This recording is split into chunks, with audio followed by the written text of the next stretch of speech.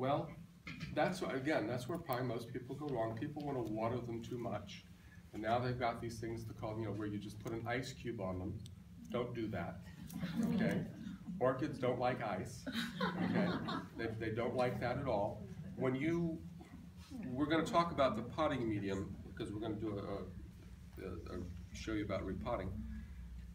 Most all of these orchids, except for some of these terrestrial ones, these jewel orchids and things that actually grow on the ground, like I said, most of them grow up in the trees, so they've got to have potting medium that drains very quickly.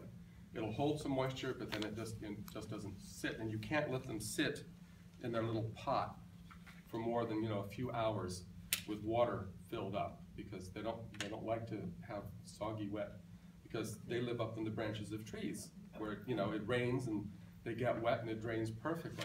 So when you water what I recommend for most, like the cattleyas and things like that, unless you have a lot of them, take it to the sink, and if it's in a special, take it out of whatever little ornamental pot you might have it in, and take the pot, hold it under the sink, and if you have a spray thing, that's fine. If not, and just water it thoroughly. I mean, just water it till the water's just running through the bottom, out the drain holes, and then stop, set it in the sink or set it to the side someplace, let it drain.